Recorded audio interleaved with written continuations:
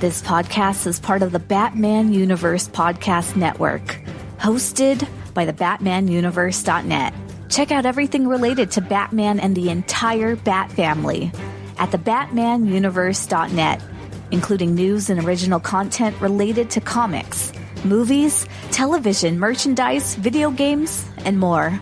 Also, check out some of the other unique podcasts that TBU has to offer. Consider supporting this podcast by becoming a patron on Patreon. Even $1 can go a long way in supporting this content that you enjoy. Look for a link over at thebatmanuniverse.net to offer your support now. And now, on with the show. Hi, this is Jim Lee, and you're listening to the Batman Universe Comic Podcast. Hi, I'm Dan Jurgens, and you're listening to the Batman Universe. Hey, this is Scott Snyder, and you're listening to the Batman Universe Comic Podcast.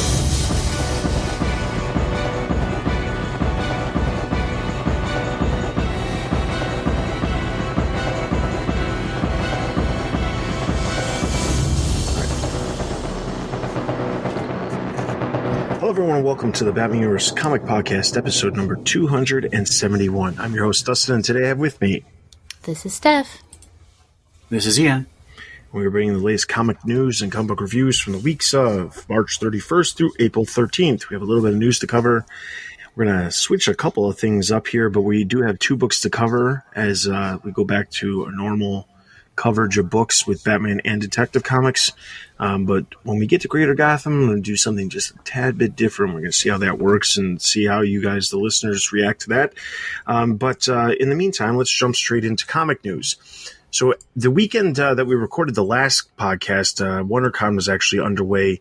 And to be quite honest, there wasn't a ton of Batman news that had released out of the convention. Most of it was just celebrating Batman's 80th anniversary, and there was a massive, I guess you could call it a birthday party, with a number of people, celebrities, I guess you could call them, some comic creators, but mostly celebrities, that were part of that. There was a little bit of announcement, although it's not super related to specifically the comics, but Comic-Con, the company that puts on Comic-Con International in San Diego, as well as the company that puts on WonderCon, which is currently in Anaheim, that organization is opening a museum called the Comic-Con Museum, and there is going to be a Hall of Fame, a character Hall of Fame that will pay tribute to timeless characters that have shaped pop culture, as they've put it. Batman is actually going to be the very first character that is inducted into the Character Hall of Fame, and the induction will take place on July 17th during the opening night of this year's San Diego Comic-Con. The event is meant to be kind of a fundraiser for this museum, I guess. So I guess they decided to use Batman as their fundraising tool. I don't know exactly how you guys feel, but personally, as far as this Comic-Con museum, I think it's an interesting idea, although I feel like we already have multiple pop culture museums all over the United States, and the company that puts on Comic-Con, while I appreciate the fact that they want to make Batman part of their Character Hall of Fame, I do find it just a tad bit odd that this massive company that puts on these massive conventions is looking to fundraise to open up their own museum. So just my side of it. In other news, Detective Comics has a new logo.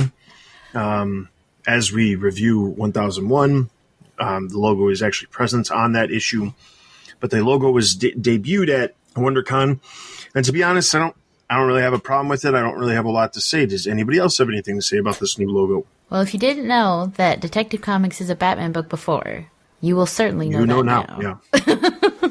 Brad Walker, the artist who's on the current arc, did a really awesome Twitter thread about the logos of Detective Comics from the beginning to now. And it was just full of information. I would highly recommend checking out his Twitter thread for the logo analysis. He analyzed what he thought worked and what didn't work about all of them, and he ended by looking at the new one. I like the new one. It's a little more cartoony than the last one. The last one, which has been around for over a decade, was very serious looking, very dark looking. And it's kind of nice to have a sort of lighter approach. A lot of people, when it was first announced, mentioned that it looked like the logo for the Batman Brave and the Bold cartoon and the associated comic books. And I think that's not necessarily bad. I'm still a little puzzled why they didn't do the redesign when Rebirth first launched, but it's nice to have. It's a cool looking logo. It has a bright and cheery aspect, but the colors will change that. I mean, I think Walker said it's going to change colors pretty much every issue. So I like the attention to detail that DC took, and then of course Brad Walker's thread in analyzing all of them. Yeah, and I have to say I do like the logo. I like the idea of the colors being able to change depending on what is on the cover. I think that works. The only question I have is, so when are they going to redo the Batman logo? Because I am sick of that logo. The Batman logo that they're currently using on Batman is the same logo that they used on Batman during the New 52, and I never really liked that logo. And when Rebirth happened, and some of the series that were, launching out of Rebirth or just, getting a new number one out of Rebirth, some of them got new logos, and Batman was not one of them, and I was very disappointed by that because I just don't like that Batman logo. So I'm hoping that, to be honest, it would be very easy for DC to turn this Detective Comics logo into a solo Batman logo too. Just use the exact same outline and just take out the Detective Comics and fill in the space with bigger letters for Batman. I'd prefer to see that over the current Batman logo, but also it just seems slightly trivial to not have a new logo when it gets a new number one. I don't understand the theory behind that. The point of it, don't get me wrong, 1001 marks, a kind of like a new chapter for Detective Comics, so giving it a new logo for the first time in over a decade is perfectly fine. I don't have a problem with that. But it does seem slightly strange how you can have an initiative of, we're going to have a bunch of new number ones, but we're not going to change the logo on the book. I find that a little bothersome, and I wish that it would have changed back then. Obviously, we can't go back in the future, so I'm hoping here very soon, maybe. Well, that's not going to be soon, but I was thinking maybe after Tom King's done with the book, maybe that's when we get a new logo. I don't know. I would love to see Batman get a new logo. So I was thinking the same thing. I think the end of Tom King's run is a perfect time for them to unveil a new main Batman title logo. So I wouldn't be surprised if that happens. All right. Has it always been Batman Detective Comics, or has it just been Detective Comics? Like, how often do we specify that it's Batman in the logo or as the label? So, over the years, it's changed back and forth. Okay. It's been Batman in Detective Comics for a variety of different logos. It's been just Batman Detective Comics, and it has been just Detective Comics. And to be honest, I don't think it's necessary to say Batman Detective Comics, but I know what DC's doing. They're just making sure the name Batman is on the cover at all times, so there's no confusion. It does present just a tad bit of a problem, though, if Batman isn't actually in the issue. And to be clear, this doesn't happen all that often, but, back when Detective Comics had Batwoman in it for almost a year, a little over a year, the series did not have Batman in it, but the logo did not reflect that it didn't have Batman in the name. So, I don't think it's necessary, but I understand why they're doing it. It's because they don't want the confusion of what is this comic book that has this massive name, that also has this massive issue count of over 1,000 issues. And who is this in this book? I understand the marketing aspect of it is as trivial as it may seem, but I see where you're going with that. No, because it makes sense. I have some, mild to mildly moderate comic book fans who have maybe heard of Detective Comics, but they don't know what it is. Right. And they wouldn't know that Batman is in it because they're Batman fans, but not enough to realize, oh, Batman's in Detective Comics. So that makes sense. All right. So next bit of news. April 5th, DC announced last year when the Walmart exclusive stories were announced for giant issues coming to Walmart. A lot of fans asked the question, when would these stories make their way to comic shops? As obviously tracking down the first major story of Batman from Brian Michael Bendis could prove to be a little difficult if they're only available at a massive retailer. Even if Walmart is all over the place, it doesn't always mean that you're going to be able to find it. Comic stores can order something on demand based off of whether or not you want something. DC had mentioned a couple months back at a retailer summit that the story would be collected in some form during the summer, and now they have finally released details of what fans can actually expect. It was originally expected for the stories to be released in sort of, trades, collecting everything. And I think at the time, the rumor was that they were going to be collected in trades in the fall, or at least the Batman and Superman was, because they started later. But as it turns out, starting in July, there is going to be a comic series, a mini-series that's going to release called Batman Universe, because that is the title of the Brian Michael Bendis story. And it will kick off a 6-issue mini-series that will collect 2 of the chapters from each of the Walmart giants per issue. This means that the story will wrap up in the Walmart giant prior to releasing in comic stores to ensure that the exclusivity of the deal with Walmart stays intact. This means that the new miniseries will wrap in December and likely be collected in early 2020 in trade. We have the solicitation over on the site, which is basically just the solicitation for the first issue, which combines the first 2 chapters of the Walmart giant stories. The first issue will hit stores on July 10th and will feature a new cover by Nick Darrington, who is the artist on the series as well. So, our listeners out there, I pose you this question. If you haven't picked up the story at Walmart, or you haven't been able to find it, are you going to pick it up when it comes to the comic market? Be sure to leave your comments for that question, because I want to try to do this for more of our news stories to guys kind of prompt you guys to give us more things to discuss in the future. So, I know Ian's been picking it up. Ian, is this going to make you go pick it up again? No, I'm not double dipping. I think there is a chance that I might get the trade collection of some of these. It's all going to depend on how it ends, of course, if it's got a good ending. But in terms of these individual issues, they're going to do 6-issue miniseries. I'll already have the content. The price point at Walmart is $5. You get 12 pages, which is half of one of the issues, but you also get 3 complete comics from different runs. Whereas you're getting 2 12-issue comics, so 24 pages, which is a little longer than a normal comic, but it's not. So a normal comic barely longer, but yes. Right, it's 2 pages longer than a normal comic. So a normal comic is 22 pages for $4. These are 24 pages for $5. I don't think the extra 2 pages are worth $5, so I'm not going to double dip on this. I think that a trade has the chance of having, behind the scenes sketches or an interview with or like a forward from the writer, that bonus material you'll get in trades. So there's a chance I'll get that. But in terms of just getting the content, since I already have it, I don't really see a point to double dipping. So if you're already getting the Walmart comics, unless you want to stop getting the Walmart comics and pick up where you leave off with these individual issues, that's what I would say makes the most sense. If you haven't started collecting them, it'll all depend on whether you think this is a worthwhile price point for you. I agree.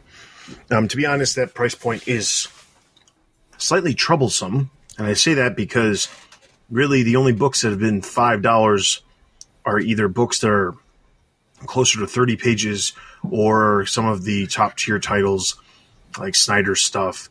Not Justice League, obviously, but like a mini-series or something like that, or even some of the Black Label stuff. That stuff, I could see it being warranted for the more expensive because there could be less advertisements in some of those editions that they release and things like that. I don't think that's going to be the case with this. I think it's going to be just like a normal comic, and it's going to be collected in a weird form. If you haven't been keeping up, Ian's been reviewing the Walmart Giants as they release, and to be honest, they very, very, very much feel like individual chapters, like the Digital First series. And the Digital First series, when collected, don't always make sense when they are collected because they just flow together, or they're meant to flow together. But in some cases, some chapters have some sort of cliffhanger or some sort of moment, and you don't really get any sort of real transition when you combine them into a published a published print. So combining those digital chapters doesn't always seamlessly work. I've seen this happen with some of the Arkham tie-in series, and honestly, some of the DC Bombshells issues they've released. The chapters don't always have anything to do. It's suddenly jarring because you have a different artist. And obviously that's not going to be the case with this because Nick Darrington's doing the art for the entire series.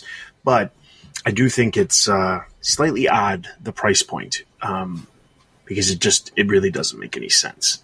I do want to say that Nick Darrington's art is really gorgeous, and oftentimes I will have had a good time reading the story just because Darrington's on art. So it's definitely very high quality in terms of the art you're getting. And while I don't disagree with the fact that Darrington's art is really good, I do have a problem with the precedent that this sets because it basically says that this Bendis story is worth the top tier prices that DC has.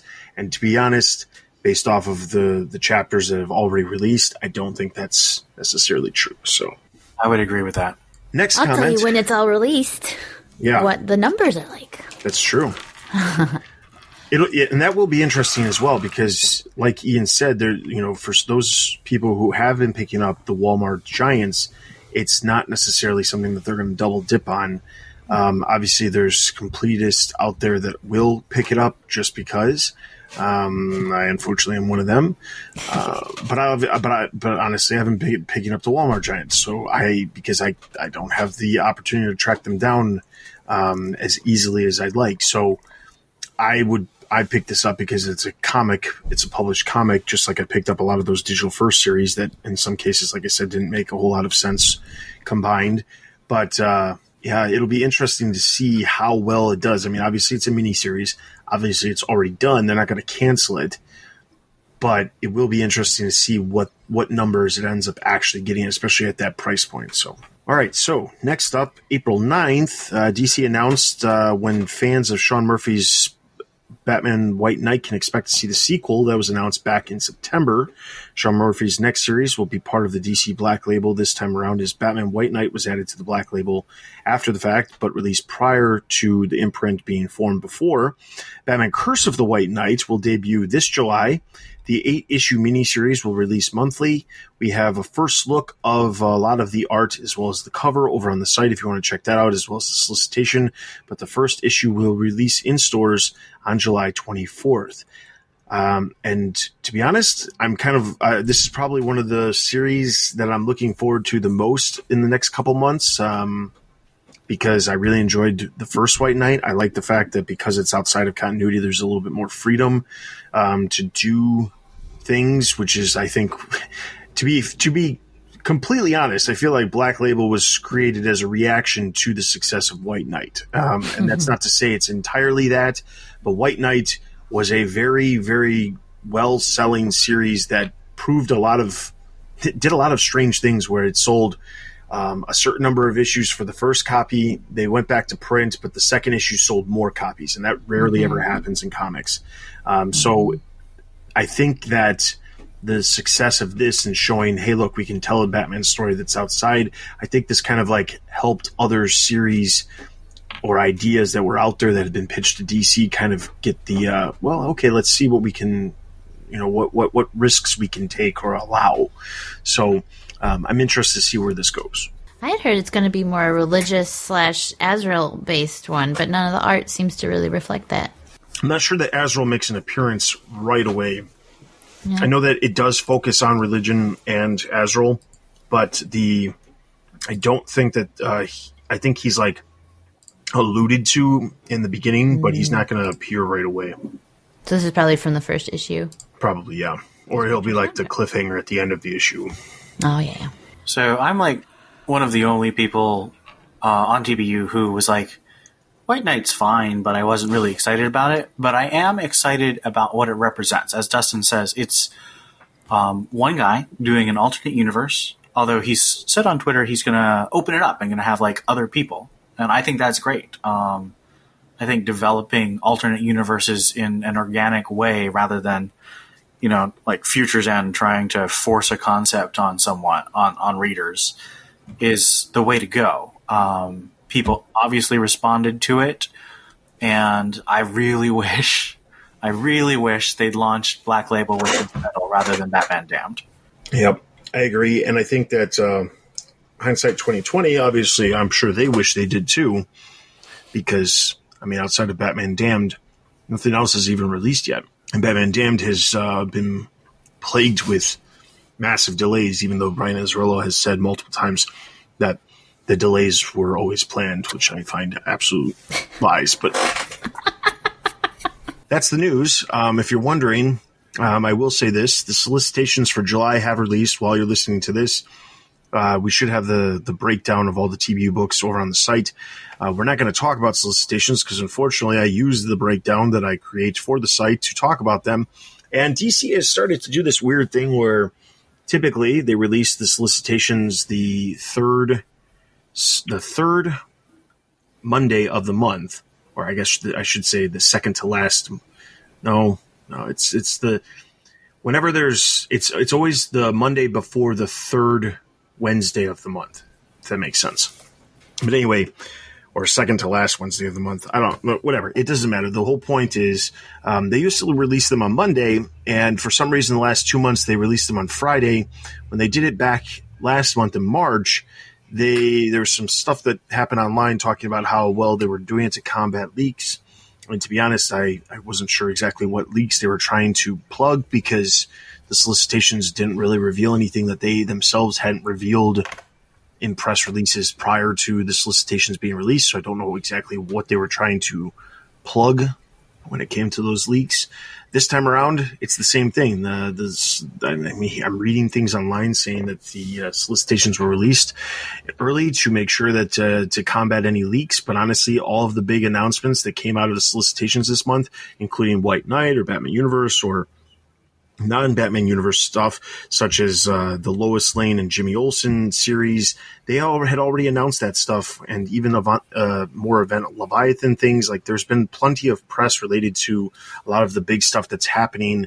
Year of the Villain. There's nothing that I saw as far as the solicitations go that's really like, oh, hey, everybody, look, this is happening, and nobody knew that this was happening prior to that. I mean, literally the only thing I saw anybody even talk about was the fact that Batgirl, Margaret Scott is off of Batgirl as of June, and she's being replaced with, and I don't know how to pronounce her name. The Cecil Castellucci.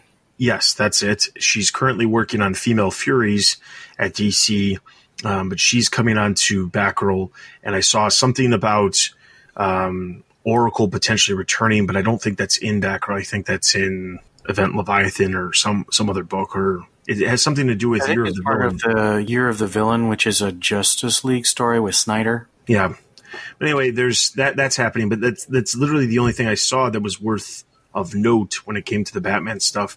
I'll have the full breakdown over on the site, and we'll talk about more in depth next time around. But yeah, I'm not real sure why they're suddenly releasing the solicitations on a Friday. It also seems strange because DC has this tendency to never release anything on Fridays because it normally gets lost in the shuffle of people heading to the weekend. So who knows? So that being said, that is all of our news. We're going to jump straight into our comic book reviews, and the first one we have is Batman.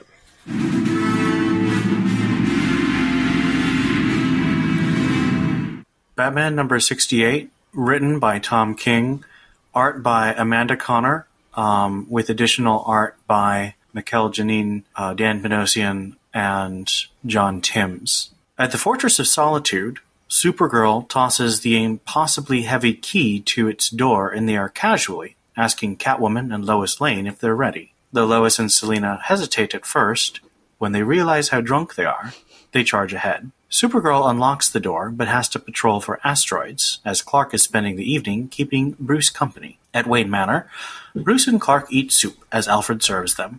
They awkwardly make small talk, mentioning that Kara and Dick are taking care of their normal responsibilities. Superman's 3 Superman robot servants greet Lois and Selina, and they decide to raid Superman's extensive liquor collection, all gifted to him, and end up lying on the floor after at least 12 glasses of exotic, many extragalactic wines. Bruce shows Clark his family paintings as the awkwardness continues. Lois pushes Selina into one of Brainiac's traps that Superman defeated, a hot tub that's so blissful you never want to leave, then hops in herself. Floating together, Selina confesses she doesn't have many friends, and Lois says that she is Selina's friend. Bruce and Clark watch the Gotham Knights game, and Clark finally brings up what they are both thinking about, what their beloved partners are doing. Lois convinces Selina to try on some of Superman's outfit collection, likely for Supergirl or other super ladies. She then convinces the Superman robots to perform a striptease for the two of them. While playing chess, Clark tries to offer marital advice to Bruce, but Bruce focuses on winning. After Selina and Lois get a massage, they signal Clark to pick them up, using Jimmy's signal watch Lois stole, as Selina has rubbed off a little on her. Clark tells Bruce that not being needed, relaxing, is his worst nightmare. Bruce denies it unconvincingly. Clark accuses Bruce of loving being needed, loving the brokenness of the world that he has to fix. Before Bruce can respond, Clark hears the signal, and they zip up to the fortress. As Clark takes a smiling Lois home, Selina tells Bruce she made a friend. Selina asks Bruce if they are friends, and Bruce is flummoxed, saying that he loves her. Kat ends the issue by saying she loves Bat too, over the truly nightmarish image of Batman strapped to a horrifying machine causing his endless bad dreams. So, I have a few questions about this issue. The first one is, how do you feel about Amanda Connor's very recognizable art style and how it works with Tom King's writing in this? It's a little different because, I mean, to be honest, Amanda Connor, the stuff that I've come accustomed to recognizing her art style when it comes to a lot of the Harley Quinn stuff, it is slightly jarring because it's not something that I would typically peg, to see when I'm reading Tom King. Her art style is not like any of the other artists that have worked with Tom King while he's been on any Bat books. So there's that. Do I have a problem with it? No, not necessarily. I mean, I understand they were trying to go for more of a playful kind of story here with the entire adventure between Lois and Selina. So that part of it I can completely understand. Trying to get somebody who is typically known for drawing a little bit more playful style. So in that regard, I see what was going on, but at the same time, I find it interesting. The issue was originally said that it was going to have just her on the art, and somehow there ended up being a slew of artists that were attached to this issue. So jarring is the perfect word. That's exactly what I was going to say. Like, even the cover is done by her too, right? Very similar anyway. And yes. Yes, it is. I think I had to double check to make sure I was reading the right book. Like, what? Yeah, and who's the artist who does the chins? Who's the chin guy? The what? When the final time in the lounge when Bruce and Superman are talking and then they go pick up the girls. That's John Timms. He usually works on Harley Quinn. I'm not a fan of that one. That's actually that was my least favorite part of the issue. Was, I don't know. There's just a lot of chin when he draws people. Are you saying he's a chin artist? He's a chin artist. Like, there's a little tiny mouth and then roof. And I don't know. That threw me off too. Literally, as you both are saying chin artist, all I keep thinking about is the caricatures. It kind of looks like that. Like, Superman's got these tiny beady little eyes. I don't know.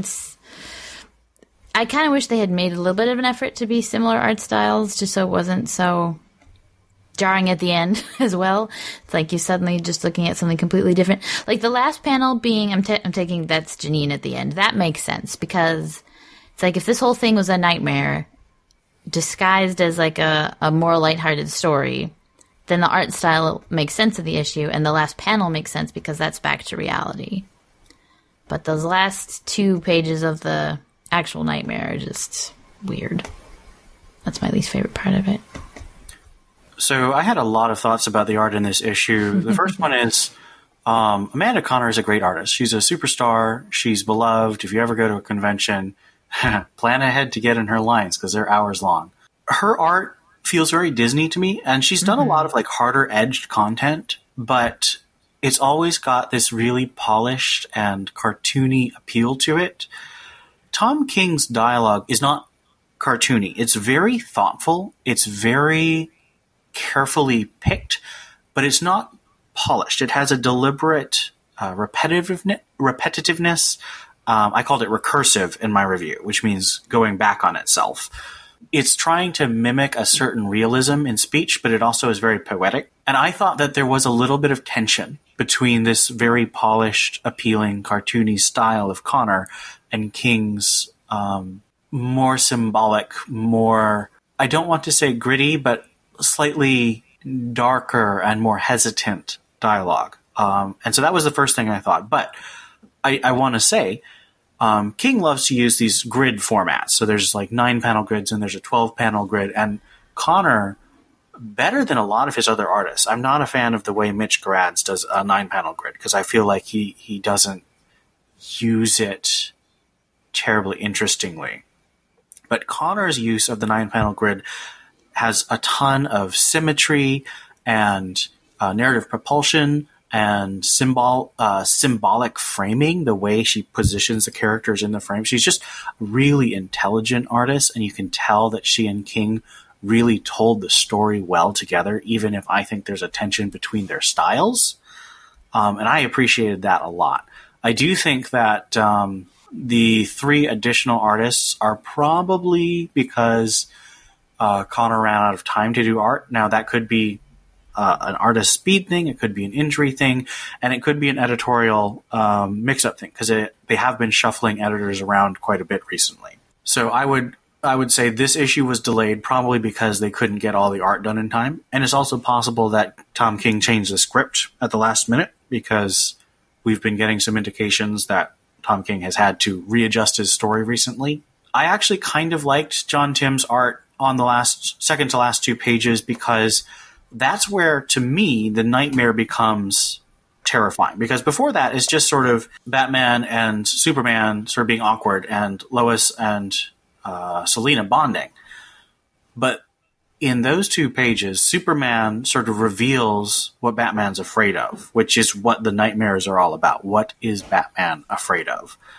And you have him revealing this fear. And so the shift in the art made a certain amount of sense, although I would have preferred if Connor could have drawn all the pages. I also thought that King and Connor worked really well together in some of the jokes. Connor obviously has a great sense of humor because the cover itself is its own little joke.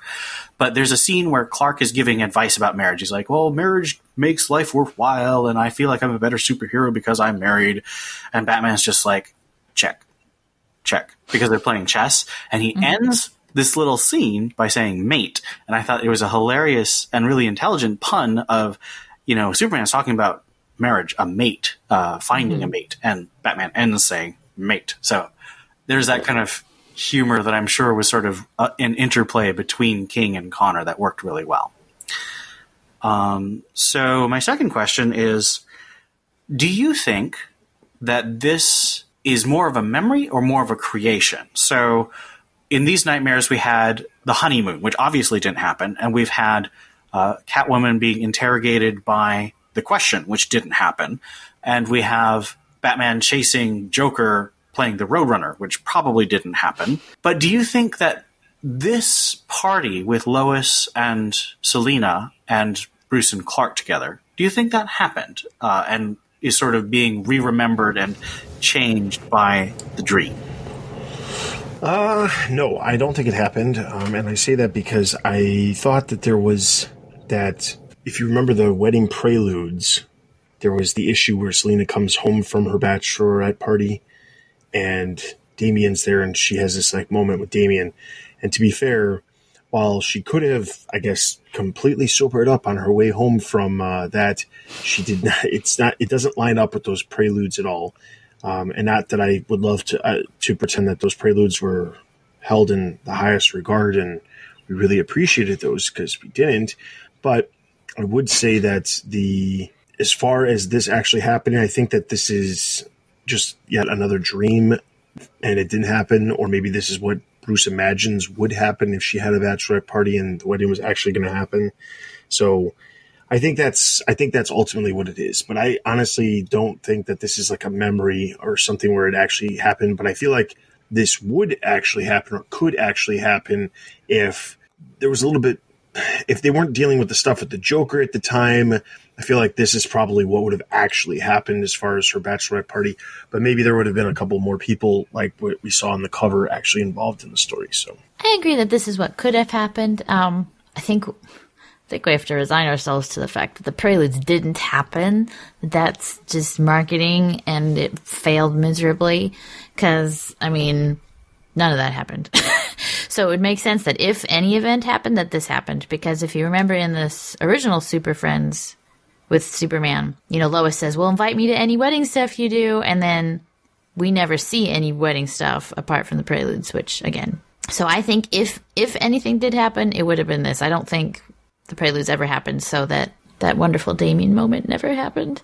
But I think it could, like, not even like this is the universe where it could have happened. I think it might as well have actually happened because, we did have those few months of missing time between the wedding day, which was arbitrarily picked, and Selena being shot. So there is time for something to have happened. I don't put it outside the realm of possibility. I was going to make the same argument. So I actually think that we can read the preludes as having happened just before the arc where Joker blows up Batman and shoots Catwoman. So that's Batman 48 and 49. And Tom King has said he thinks that 6 months took place between 49 and 50 because that's about how much time it would take for Catwoman to heal from a gut shot. So I would say there's a perfect amount of time for her to be healing and have this event with Lois. But, I mean, it's obviously going to be altered by the fact that this is a nightmare. But I think it is more of a memory. That's my personal position on this. I can see how you would say it didn't happen. And even though I did actually enjoy that Damien moment, I also enjoyed the Jason issue. I thought that was kind of fun. They weren't really that important. And it was kind of a jerk move to release the last one when they spoiled the results of the wedding already. So that one wasn't going to sell very well. So my next question is Superman in the dream. So it's not actually Superman. So it's Batman's idea of Superman says to Batman that Clark loves being Superman, but hates that people need to be rescued. He wishes the world worked and he didn't need to rescue them. And he accuses Bruce of hating being Batman, but liking that people needed him to rescue them. He liked the pain that he needs to save people from. Do you think that, would you agree with Clark in the dream?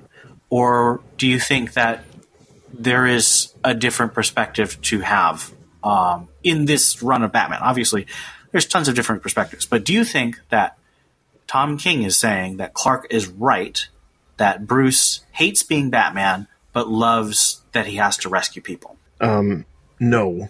I think that the way I interpret it is more of a, because this is a nightmare, Clark is telling him what you would think is the way it actually is, but in reality, Bruce is and not in a nightmare would actually view it as he doesn't want to have to be needed. He does what he does because he feels compelled to do it because of the situation that the city is in and the fact that he's there to basically help Gotham become a better place.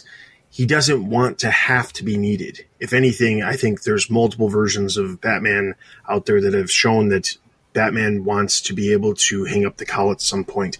And I believe that Tom King has been saying at various points throughout his run that he too, Batman wants to be able to hang up his cowl or at least take a break or actually enjoy life. I think that's what he's doing.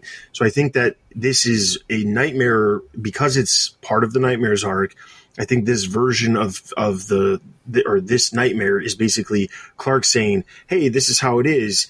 And I think Bruce is being told this, but I don't think that's how he actually views it. And I don't think that is how it is. I think that ultimately Bruce would love for crime to become, completely, non-existent in Gotham City, and he would actually be able to go off and have an enjoyable life with Catwoman and settle down and have a family, and and not have all of his adopted sons and and Damian and everybody else that is part of the Bat family in these horrible situations that they're constantly put in. I think that ultimately he would like for crime to be gone, and I don't think he would be in a situation where, if crime was gone, he would just decide that he needs to pick up and move shop to a different city. I don't think that would be the case. And that's part of the reason why I have such a problem with, like, Batman as part of the Justice League, because, one, they deal with much larger problems that is, in some regard, outside of the scope of what Batman is best for. But at the same time, Batman, he dedicates what he does to the city of Gotham. That's what he's doing. And the problem is that as soon as he moves out and he goes somewhere else and has nothing to do with Gotham City, it feels like that feels like what we're seeing here with what Clark is saying about how he feels like he's needed, or he needs to do this. So I'm thinking it's a nightmare version and it's not actually how it is, but that's my take on it too. Yeah, I wonder if this is how Bruce is afraid he feels, if that makes any sense. Like, he may not have thought that Bruce is afraid that that's what is. That Bruce is afraid that maybe, he's codependent on himself. Like, he needs Gotham to need him. He might be afraid of that. Because right now, and even before Nightmare started, Bruce is in a weird place. He's making weird choices. He's reacting strangely. Like, Batman has not been in his right mind. And who is he becoming? And is he afraid that he's becoming someone who does need to be needed and wants to be needed by Gotham? I don't remember. Have we said in this run that Selina, knows that, yeah, when she's talking to Talia, she says, I'll always come second to Gotham. Gotham always comes first. So even if he's happily married, Selina knows that she'll come second to his job, to the mission. And I wonder if Bruce is internalizing that and thinking, well, yes, it's true, but if Gotham didn't need me anymore, what would I be? If his number one goal is I need to save Gotham, then what does he become when Gotham doesn't need him anymore? I think you're both absolutely right. I think it makes perfect sense that this is not necessarily the truth, but it's what Batman is afraid of. Batman is afraid that he needs to be Batman. And I really hope that Tom King is going to say, no, that's not true. That Bruce, not necessarily like Playboy Bruce or, the Bruce that everyone sees, but Bruce can be happier. Maybe not perfectly happy, but happier. That he doesn't have to be a suicide. That his vow, like in I Am Suicide, that his vow that I will avenge the death of my parents doesn't have to be the death of any relationship, any happiness that he can truly have in the future. I'm worried because Scott Snyder played with the exact same themes in Super Heavy. He had Bruce actually, get engaged, and then he literally had Bruce's fiancée kill him and bring him back as Batman. Like, you don't get much more literal than that in saying Batman can't be happy because he's dead. I am hoping that Tom King is saying the opposite, but we'll have to wait and see. All right, so I'm going to give this issue of Batman a total of 3.5 out of 5. 3, yeah, I agree. 3.5. I was initially on the same boat, but I was just so intrigued by all the thoughts I had about the art and the themes. So I'm bumping mine up to a 4, which is what I said on the site. 4 out of 5. All right, so that's going to give Batman a total of 3.5 out of 5 Batarangs. Let's move into our next book, Detective Comics.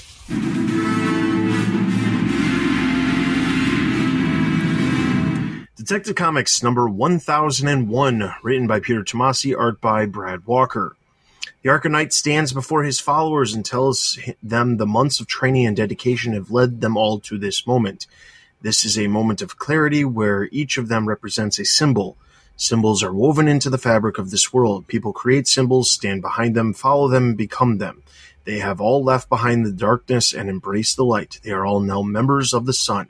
Elsewhere in Gotham, Commissioner Gordon arrives at a playground littered with dead bats. He tells a fellow officer to bag one of the bats and take it to be analyzed. He calls Batman and mentions that they have a bat problem. Batman responds he has one as well. He tells Gordon to give him a sample of the bat that he found.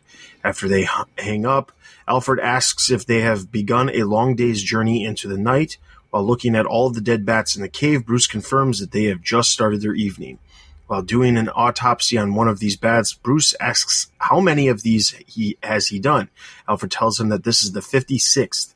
Large amounts of bats have died all across Gotham. After finding nothing useful during his autopsy, Bruce goes to the one person who knows more about bats than he does, Francine Langstrom, the wife of Kirk Langstrom, who, as many people, including most of our listeners know, is Man-Bat. In her lab, Francine notes that she only took the Man-Bat serum once several years ago, but she still is finding the pain unbearable. She must stop the screaming. Batman enters her lab and tries to calm her down. He tells Francine that Kirk is working with the Justice League and that he is doing okay. If you don't know, that's happening over in Justice League Dark. They can work together to resolve this issue. Francine tells Batman the only way to understand the screaming is to become them. She injects herself with the Man-Bat serum, and she transforms into a bat. As she is flying away, Batman uses a rope of his grappling gun as a lasso. He uses the rope to control her descent and avoid casualties. Francine notices something and flies off to meet it. With Batman on her back, she flies through different buildings and arrives at the Gotham Park Zoo, specifically the Bat Safari exhibit. She lays on the ground, writhing in pain, as saying so many of them are dying. Batman injects her with a serum, and she reverts back to her human form. While on the top of the Gotham Park Zoo, Batman notices a massive beam of light in Gotham. He radios Alfred for a status report. Alfred responds that it was an intense, powerful beam of light which produced a concussive wave. Batman realizes that someone has just created a small sun over Gotham. As he goes to the site of where the light was, he is ambushed by a group of knights. The knights' weapons are penetrating his suit while his weapons are being deflected by theirs. Batman tries to retreat but is overrun by all of these knights. Batman throws a gas grenade at the group of knights but is stopped by the Arkham Knight. While looking down upon a tired, beaten, and battered Batman, the Arkham Knight declares it is a new day in Gotham. It's time for the shadows to start running from themselves. All right, so couple of things. The first thing I want to talk about is this idea. So the beam of light appears, but I don't know that it's. I feel like it would make the most sense if it was directly related to the bats dying. If there is a beam of light that was emitted, had a concussive reaction, it could affect the bats, but the bats turn up dead beforehand. So obviously there's something else going on that's causing the bats to have the situation. I'm guessing that the whole point of that was for the Arkham Knight to send a message to Batman, but to be completely honest, I don't really see what the message is meant to be other than Batman is just trying to figure out what's going on. Any idea why or what could the bats mean for the future, or if anything? I mean, did you guys think it was just a message that the Arkham Knight was trying to get across? And if so, what was the message? I thought it was just a message. I mean, that's a huge dent in the local ecosystem to just send a message. But I guess if you're a terrorist, you don't care. But, yeah, I have no idea what the message is. I mean, die, bat, die. Is that about right? Yeah, pretty much. Sure. I think that it was just a message of how deep the hatred the Arkham Knight has for Batman, that he kills all these innocent creatures who are his symbol. I know that a lot of writing for a first issue of an arc is going to be putting a bunch of mysterious things out there, but I really struggled to see the connection between the knights, the miniature sun, and the bats dying. It was very confusing to me. I mean, they may all be connected, and I think I'd appreciate that, but yeah, right now it just seems like nothing, which is weird because it's the first few half of the issue is him trying to figure it out. Yeah. And to be fair, the entire time I was reading, I just kept thinking to myself, I'm not sure what the point of the bats are. I mean, like, if it's like a warning that I'm coming for you, Batman, then what was the point of shooting up the bright light in the sky? Because that was basically like, come and get me now. So what was the point of I'm coming to get you if it was just come and get me? The other question I had is, so it seems that obviously this is not Jason Todd. the Arkham Knight. And while we still don't have, in my opinion, we still don't have enough information to really come down to any sort of, hey, let's make a guess as to who's behind the Arkham Knights, because, I mean, I'll be honest, I don't really think it's going to end up being anybody we already know. I feel like it is going to be a new character. So because of that, I don't want to sit here and try to make predictions, because let's be honest, the last time we played that game when we did the Brian Hill story with who was behind the mask of the bad guy, we were completely let down because it ended up being really nobody. But at the same time, the Arkham Knight, there's the little that we do know about him is interesting to me. The thing that I find, and I say this like I'm trying to figure out the best way to put this, but because I don't want to speak ill, because again, we don't know what's exactly going on, and honestly, the buildup of the Arkham Knight making his appearance in the issue or in the series and main continuity has been built up pretty well over the past couple months, leading to 1000 and now this story arc. And to be honest, I'm kind of like hesitant to know exactly where this is going to go. Mostly because I'm pretty sure, as I said, that the person behind the mask is not going to be anybody that, you know, is going to be like a huge reveal. It's going to end up being somebody where it's like, well, we didn't know who this was. Maybe we'll find out all about this person and they'll reveal all kinds of information, but I don't think it's going to be anybody that we already know. That being said, there's this other part of it, which is this guy has existed. There's yet another secret organization out there. This is like the Knights of the Sun or whatever they're being called. And there's this secret organization that are super great fighters who have weapons that can, you know, penetrate Batman's armor and they can deflect Batman's weapons. I mean, like there's this whole aspect of like yet another group of people that Batman has to fight that he didn't know about. They have very, very close similarities to the League of Assassins, but at the same time, they're different. They're more medieval themed rather than like ninja themed. So how do you guys feel just based off of the stuff from 1000 and 1001? What are your expectations for this story for the next, because this wraps up in 1005, or at least wraps up in the sense of the first arc is done. I know 1006 is going to be a standalone story that has nothing to do with Arkham Knight.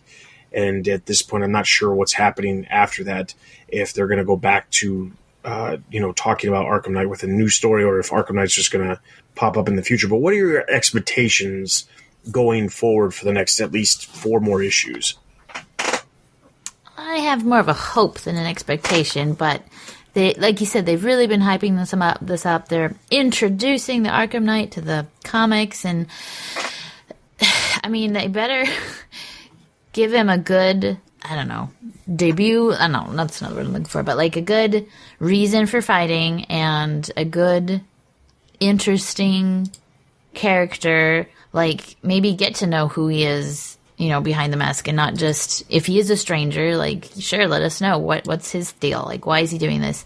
And then I would hope that at the end he gets away, because if he's going to be introduced as a new player in the DC universe, it would be cool if he got away and came back with something bigger and better later. That would be my hope for the story. I think Detective's in such a weird spot, because right now it's completely divorced from what's going on in Batman, and it has to be, because Batman's in a nightmare unless you force everyone who's writing about Batman to say, oh yes, everything in our books is a nightmare too. Obviously it's not going to be connected. But we're about to go into a major status quo shift. City of Bane hits in July. So is Tomasi going to write in City of Bane?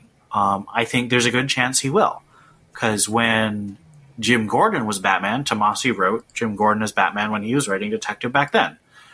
So I think there's a good chance that he'll write in City of Bane. And I could see, the Arkham Knight being sort of like maybe allied with Bane, but not working for him. So he has his own little part of Gotham, sort of like in No Man's Land, where you had like Penguin's area and Two-Face's area. So Bane's like the big guy, but you got little people underneath him. And I can see Arkham Knight being sort of an independent villain that Batman would spar with. Meanwhile, he's also fighting with Bane and stuff. But it's so hard to see what exactly is going to be happening because City of Bane is such a huge status quo shift, and the next 5 issues of Batman are going to have to set that up. So part of me thinks that the Arkham Knight is sort of a cool thing that Tomasi wanted to do because he wrote the Arkham Knight tie-in comics for the game, and he wanted to introduce a new version of that. But I think Dustin's absolutely right. We don't have enough information to really say, and I can't see where it's going just because of the constraints of the main Batman title. I mean, to be completely honest, like I said, I'm holding back any sort of like massive reserve feelings towards what's happening here until we know a little bit more. But to be honest, like I'm not seeing it. And I just pulled up as you guys were talking. I pulled up the solicitations, and it looks like the Spectre store or the solicitations for July, which, like I said, I hadn't completely reviewed them. Solicitations for July have 1007 being the second part of that Spectre story. So I guess it's not a one and done; it's a 2-parter. And then immediately after that, in 1008, is actually going to be the Joker. He's writing Joker. Joker's returning to the pages of Detective Comics. So, are those both by Tomasi as well? Yeah, and Doug Mankey's back on art on 1008. So, I'm guessing the Arkham Knight stuff really is going to wrap up in the next 4 issues, which is kind of crazy, but we'll see. What is he going to do with Joker? Because Joker is part of Bane's plan. This is so weird. Yeah, well, the other thing is, you mentioned this earlier about the editors shifting around. I noticed that Chris Conroy had said that Detective 1000 was his last issue that he was working on. Although I did see that his name was still attached to 1001, and I'm guessing it's just because he was just involved in maybe getting, the planning stage or whatever. But I'm noticing that Jamie Rich is also listed on Detective Comics, so I'm wondering if Rich is actually going to be maybe officially the back group editor, because they really haven't had a back group editor since really Mark Doyle left, or not left, but moved into a different side of stuff.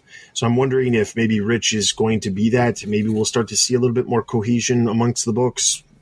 I hope we do. I'm not holding my breath, though. Well, a lot of the books are being dragged around by Justice League with this Year of the Villain event, so seems like there's still a lot of inconsistency going on. All right, so 1001, I'm going to give this a total of 3 out of 5. 2.75? 3.4. 3 batarangs. I was a bit frustrated, so I was going to give it a 2, but I thought Brad Walker's art was really good, so it's going to be a 2.5 for me. All right, and over on the site, Tony gave it 3, so it's going to give Detective Comics a total of 3 out of 5 batarangs. That is all of our in-depth reviews. Now, as promised, I'm going to do something just a tad bit different.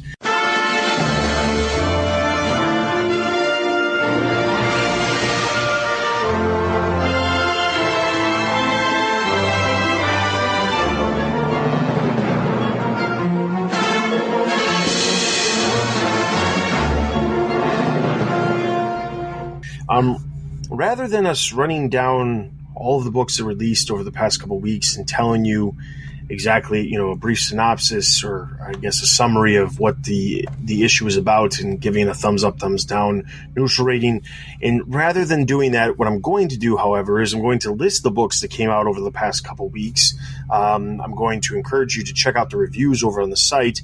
And then if there's a book amongst the list that came out that either one of you really thought was great, that will be your opportunity to kind of talk about it. So that way we can maybe spend a little bit more time talking in depth about a specific title rather than just saying our ratings. And obviously, if our listeners don't like this new approach, we'll go back to the way we did it. But I'm just curious to see if we can maybe change it and do a little bit more discussion when it comes to specific titles that we really enjoyed. So over the past couple weeks, the books that have released include Harley Quinn number 60, Deathstroke number 42, Adventures of Super Sons number 9, Justice League number 21, Young Justice number 4, The Batman Who Laughs number 4, Red Hood Outlaw number 33, Catwoman number 10, and there was also the very first of the DC Inc. DC Zoom books that we will be covering on the Batman Universe, Super Sons, The Polar Shield Project. So out of those books, Steph, was there anything that stood out that you want to discuss? I was wondering how you guys feel about Harley Quinn's trials of whatever it is she's going through to become a superhero or whatever it is. I actually forgot what the trials are for, but I'm enjoying the trials and the super belt she's got. But what do you guys think of that? Well, I can say that I read Harley Quinn, but I think it's time for a creative change. Not saying that I'm specifically disliking what Humphries is doing, but I don't feel like the book is. I don't feel like there's, and I say this fully knowing that the Harley Quinn book is kind of like on the frill edge of any sort of continuity of anything, because Harley Quinn appears in other titles, and when she appears in other titles, it's not as if that is the only time she, that anything happening in her own book has any sort of effect on any of the others. But at the same time, I feel like the Harley Quinn series right now is just, it's not required reading, but the thing is, it's never been required reading. But I really feel like at this point, it's just kind of like treading water, because it doesn't know what direction it wants to go. It started off with the Apocalypse stuff. They had some holdovers, characters from that story. Now they're doing these trials. They've had witches. Now she's turning into a bug. That's some sort of spell. I mean, like, don't get me wrong. There's the art on a lot of these titles is enjoyable, but I just feel like the story is just kind of like, it's just happening, and I'd rather feel like something like worthwhile is occurring. Like, and like I said, I know that there are going to be some people out there who are like, but that's literally how the Harley Quinn's book has been since the New 52. And I'm going to say, you are absolutely right, but I was about to say, Dustin, have you ever liked the Harley Quinn book? I wouldn't say I dislike the book. It's just, it's one of those things where it's just, I wish that there was something more happening. Like, I wish that, there was some sort of development within the overall continuity of maybe the Batman universe, rather than just her sticking in her little bubble and then constantly creating more characters for her little bubble, but none of those characters matter outside of the bubble of the single solo title. That's all I'm hoping for. I mean, I'm with Steph. I've really enjoyed Humphrey's run on Harley Quinn, because I think he strikes a really good balance between whimsy and the edge that Harley Quinn needs to have. I think a lot of writers, including the Amanda Conner, Jimmy Palmiotti run, tended to go a little too far on the edge, even though they were significantly better than what, I mean, let's face it. Conner and Palmiotti inherited Harley at a time when she had literally just slaughtered children. So they pulled her way back, and so I think it's at a point where she can be a fun character, but she could also be a little more edgy. I don't feel the need for Harley to really go forward. I mean, she's basically just a gag character. Mm-hmm. And I think that Humphries is doing a lot of gags that I really enjoy. What I really wish is that we had a title like Gotham City Sirens. Now, I know Suicide Squad is supposed to be the Harley title, but that's currently canceled, and I know they're supposed to be relaunching that. But right now, there is no main continuity Harley going on. I think it would be cool to have Gotham City Sirens back, as long as it was written by someone who wrote her to be fun and not too edgy. Because that's always the danger of a character connected to the Joker. I don't think we want a Harley who slaughters children, but DC thought we needed that. So that's always the worry I have when Harley gets pushed closer to continuity. Yeah, I was finding that before I was enjoying almost reliably every other storyline, and this one's going on a little longer, but I'm enjoying this one. Yeah. Ian, what of any of those books that came out over the last 2 weeks that you want to discuss? Yeah, I think that it will be no surprise that I think Deathstroke is an amazing book, and I want to highlight the fact that Priest has worked with Damian. Christopher Priest, the writer, has worked with Damian a lot in his run. He had 2 issues really early in the run, and then he had a highlight in the Batman versus Deathstroke crossover. And here, I think he really approaches something that he's been concerned about Damian for a long time, which is that Damian was brought up as a child to kill. And that is a very psychologically damaging thing. And so he's having Deathstroke confront Damian with the fact that he has killed. He brings up specifically Nobody from Peter Tomasi's Batman and Robin run, the first arc, Born to Kill, which was recently re-released as Bad Blood, I think, in the Essential Edition. And despite the fact that I think most people know I'm not the biggest Tomasi fan, that first arc is quite good. The conflict between Batman, Robin, and Nobody is quite interesting, and Patrick Gleason's art's gorgeous. So he's referencing that, and he's sort of giving Damian a perspective that he wants to be a hero, but he can't fully commit to being a hero because he's killed. He's entered the world of dark gray morality where he can't make a pure choice anymore. And so I found that really intriguing, and I am looking forward to how that will end up, because we know that Deathstroke's going to go into Deathstroke R.I.P., so Deathstroke's going to be dead, or quote-unquote dead. But I think that the use of Damian's really intriguing to me in that crossover right now. And I'll say this, I can't say that I've been keeping up everything with Deathstroke, but I think the idea, well, I have to say this, when you told me that Deathstroke was the plan is to go to 50 issues, I thought to myself, okay, well, if that actually happens, I mean, great on DC for actually allowing that to happen, because it can give some sort of sense of like finality to the story, because that's what Christopher Priest is aiming towards. He has these arcs in mind. He has a specific plan, and he's planning on ending it at that time. And the fact that even though the book isn't selling as well as other titles, DC continues to, push the book forward and allow it to keep going to this number 50, which is assuming, what DC was told in the very beginning, like, hey, give me 50 issues and I'll tell a really cool story that'll have all these points and it'll be really good. I appreciate the fact that DC is actually allowing that to happen, because it puts a little bit of like a focus on the fact that they're okay with giving these creators the ability to do something. Because, I mean, to be honest, DC, and this isn't just DC, I know that there's other companies who do this too, but there's lots of comic companies out there nowadays where somebody could come to them and say, hey, I've got this ultimate idea for a story, but it's going to take 50 issues. And we're also obviously seeing that with Tom King's run on Batman. Not that the sales are warranting any sort of creative need or a change for a creator or anything, but the fact that DC was able to say, yeah, sure, we'll take a risk on 100 issues, which will take 4 years to basically publish. And in the meantime, sure, go ahead. Let's do this massive story. Deathstroke seems to be that, but on obviously a smaller scale, because it's not releasing it's not releasing twice per month now, and the fact that it's going to it's not going to nearly be as long.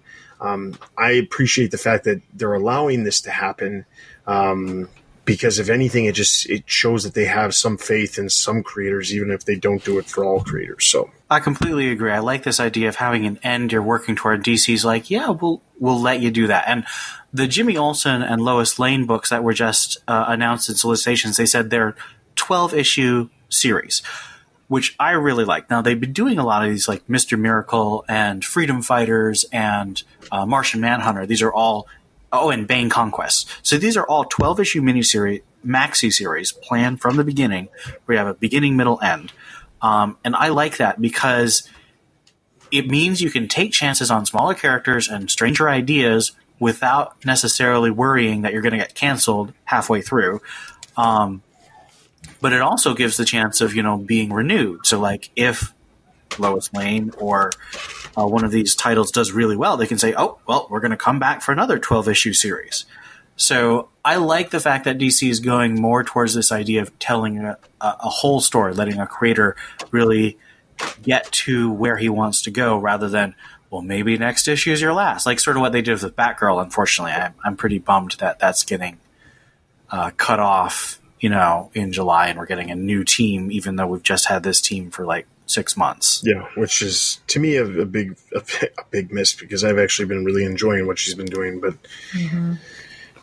that should be that should be one of our sales analysis in the next couple of months, is how Batgirl, because quite honestly, the last couple of months sales haven't been dropping significantly for Batgirl, so I'm not sure what prompted them to shift this, and it didn't seem like it was Scott having the desire to leave either, because her tweet was basically like, well, hey, if you noticed, I'm not on the book anymore. Aww. And it's one of those things where it seems strange to me. But well, going back to Deathstroke, because it's crossover right now, speaking from the Damien point of view, I did very much appreciate the direction this is going. I wasn't quite sure what the storyline was going to be, because I kind of keep my eyes off the solicitations for the most part. Yeah, I did not expect the whole issue just to be Deathstroke just talking Damien through his motivations, and so it was very not what I was expecting, and very interesting. I enjoyed it. All right, so out of the books that released in the past couple of weeks, the one that I want to talk about is Red Hood Outlaw number 33. And the reason I say this issue is because, or well, not specifically this issue, but the current story arc, is that, quite honestly, I feel like this is a really cool idea, and I think that this is the direction that I thought they were going with initially when they started Red Hood. So if you haven't been reading Red Hood, in the very beginning of Rebirth, when Red Hood relaunched, Red Hood was taking out Black Mask. Is that right? Yeah, he was taking out Black Mask. Yeah. And Batman comes to him and says, you can't do this. And he's like, no, I didn't actually take him out. I just made everyone think that I took him out because I'm trying to infiltrate the underworld of Gotham City. And I thought the idea was really cool. And then they decided to go in a completely different direction for some weird reason. And then it turned out Bizarro got super smart, and they had this thing hovering above Gotham City that was helping them prevent crime, but didn't matter to any of the other books that actually are in Gotham City. And then they went in a completely different direction with, changing up the team and having Artemis and Bizarro go off into some other universe or dimension or whatever. But now they're getting back to what seems to be the original intent of the story, but he still has this team. He has Bunker as part of the team. He has the Sioux sisters, which, have appeared in the past in Red Hood. But the idea that Jason has basically put Batman in a position where he cannot take him out of power of Iceberg Lounge, but at the same time, he's doing this because he's trying to figure out the best way to stop the stuff that's really corrupt that Penguin has been dealing with for such a long time. I really think it's a really cool idea. The execution, we'll have to see. To be honest, 33 kind of felt like, well, let's just throw in a random story about how this random group of villains or this random gang has been hired by the Penguin to investigate if he ever goes missing. It felt slightly random and felt like just a random moment to fill in an issue. But I'm interested to see where exactly this goes, because it has a lot of potential, just like that first story arc had a lot of potential. But again, it's one of those swings where you have to hold back your reservations on as far as what your expectations are, specifically because the expectations were really high when Red Hood relaunched, and then it just went in a completely different direction. So, but to defend the old one, at least the characters and the relationships, I was really enjoying those. And so now it's just having to get to know these new guys. There's Bunker, and now there's a girl, and who's the other guy? The wall guy, and the Sioux sisters. Yeah, that's right. So it's just interesting getting to know these new characters, and I just really hope that their relationships become as interesting and intimate, I guess, as it was before with Bizarro and Artemis. Because even though the stories were weird, I was enjoying the relationships. Well, I'm excited about the annual that's coming out for Red Hood, because it says it's bringing Artemis and Bizarro back. So, yay! I think this current arc is interesting. I'm really puzzled about what Jason's relationship with Batman is, because in 25, Batman beat him up and said, never come back to Gotham. But then in 26, he gave him a hug. It was like, I still love you. it's confused me. But I mean, it's still enjoyable, just not necessarily like a must read for me every month. All right, so that is 3 books to take a look at that have released over the past couple of weeks. Like I said, we do have reviews of all those other books that I mentioned, including Detective Comics and Batman, and we always have reviews every Wednesday, Thursday, and Friday as new books release. So be sure to check out the site for all those reviews. With that being said, before we move into some other things, I want to quickly thank our Patreon supporters. Thank you, Theodis, Robert, Donald, Brendan, Ian, Damian, Stanton's Grave, Arturo, Irwin, Captain America, Jay Dutton, and Real No Deuces. Thank you very much for your support. We greatly appreciate all of the support that you guys give. Those of you who are not supporting us, just as a public service announcement, if you are so interested in having extra content from us, over the past couple of weeks, we've released a couple of new episodes. Specifically, we had one I mentioned on the last episode. It was in regard to this Zack Snyder comments about how Batman Kills get with it. That we also had a new Fandom in Crisis episode, which was talking all about the culture of fans creating petitions with the hope that it would actually change things. And then recently, I sat down with Adele and we talked about the latest DC film, Shazam. There should also, as you're listening to this, be a new episode released for me talking about the Joker trailer that was recently released as well. So lots of content in the last couple of weeks. I'm hoping to get caught up and have everything out so that we have new stuff. And then, Ian, do you want to announce what's coming in May? Well, one of our reviewers, Paul Shanley, and I are planning to do some episodes. We're tentatively calling it the Batman Universe Cold Case Files. And it's going to be looking at various older issues of Batman in a review format to sort of examine the roots of a lot of our Batman fandom and maybe expose some newer fans or some older fans who haven't read these issues in a while to what do these issues add to Batman? What do they say about Batman? And get some in-depth reviews of some older issues. And we're going to hopefully add some other staff members as well. So that's what we're planning. And that episode, there'll be one episode per month, and that's going to be available at the $3 level. So that'll take the place of one of the TBU Raws per month. But that is a benefit that you will be getting starting in May. So if you subscribe at the $3 level, you will be able to get one of those episodes in addition to an episode of TBU Raw. So with that being said, thank you to our supporters. If you are not supporting us, please do so. If you are not inclined to support us through Patreon, we do have a donation link that you can click over on the site for PayPal. We do have merch. I rarely bring it up because, quite honestly, we don't sell that much of it, but we do have merchandise with some shirts with the Batman Universe logo on it and some other little sayings and things like that we've said over the years on the Comic Cast. So you can check that stuff out. There's a link over on the site for that. In addition to that, if you don't have any money and you'd still like to support us in some way, we are always looking for people to write news. We're specifically looking for new people to review comics. We're looking for video editors, audio editors, graphic designers, website developers, website designers, all that kind of stuff that goes in line with anything that we currently are doing. We're definitely looking for people to always help us and volunteer their skills and and their time to help better the Batman universe and expand our reach and grow the community of fans that we have. So with that being said, you can email me at tbu@thebatmanuniverse.net if you have any of those skills that you'd like to share with us, or you have any other concerns you'd like to let me know about. So that's where you can get in touch with me.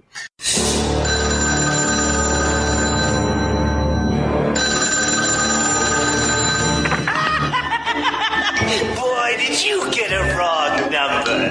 Leave your message at the sound of the shriek. No, please, don't!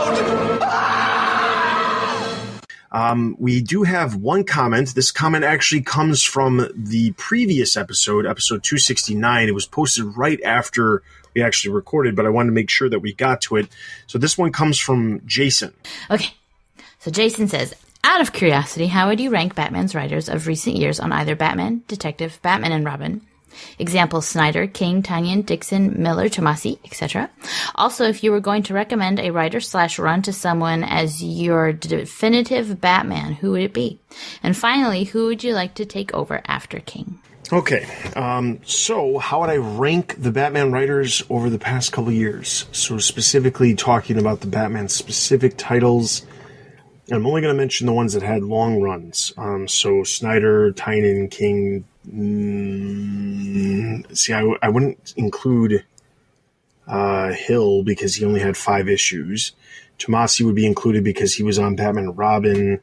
I wouldn't include Dixon because he's not recent. And you mentioned Miller, but he also isn't recent either. So specifically, if we just talk about Batman and Detective Comics, we've got only a couple to choose from. You've got, for Batman, you've got Snyder, obviously, and then you've got King. For Detective Comics, you've got Tynion, you've got Tomasi. I'm not going to count Hill or Robinson because they weren't on for an extended amount of time. Also, why would we ever count Robinson? Yes, exactly.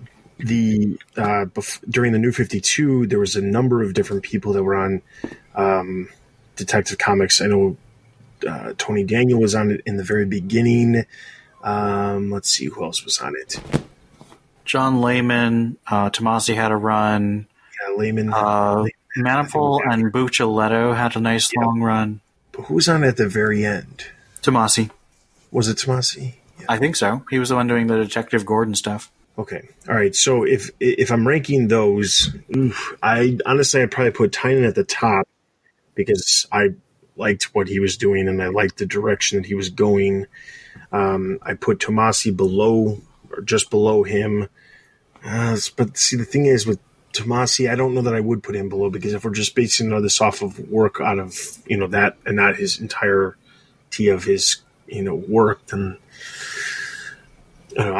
top. Let's just do top 3. I put Tynion top, King, and then Snyder. I have no ranking, but I guess I would agree with that. Although I think I like King a little better than Tynion as far as Batman goes. Like, if you're going for the story they wrote and the family and the happiness that there was, then yes, it would be Tynion, King, and then Snyder. It's really hard for me to rank King or Tynion. So the top of my list would definitely be King or Tynion. Tynion hits all my Bat Family notes. King has challenged me as a Batman fan. He's made me think a lot about Batman in ways I hadn't before. Now, Snyder, as I mentioned, has challenged me. I just don't like reading him very much, at least not since the New 52 started. I mean, if we're including Black Mirror, then Snyder's got to be up there. But if we're including Black Mirror, we also have to include Morrison, and I would argue you have to include Dixon and Miller as well. But if we're just going New 52, I'm going to have to say tie between King and Tynion, and then Snyder, and then I think I would say Tomasi's work on Batman and Robin. I don't find his detective stuff particularly compelling, but his Batman and Robin stuff is definitely more powerful. So that'd be my ranking of the New 52 and Rebirth Batman major writers. All right. And then the other part of the question was if you were going to recommend a writer or run to someone as your definitive Batman, who would you do? Well, that's a good question. To be completely honest, I don't know that I would sit there and say I have one specific definitive Batman writer that I would suggest over anybody else. I mean, dude's been around for 80 years. It's hard to choose.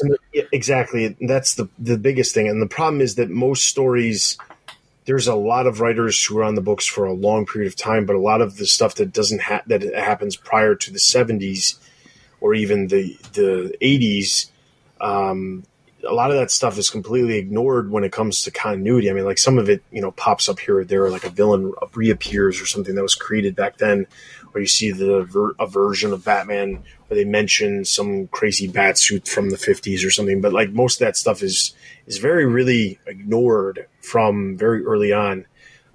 So the thing is, like, but then you have to look at, okay, so out of the characters or out of the writers who have worked on Batman from like the main continuity run, which is like late 80s to the present, who has done the best job.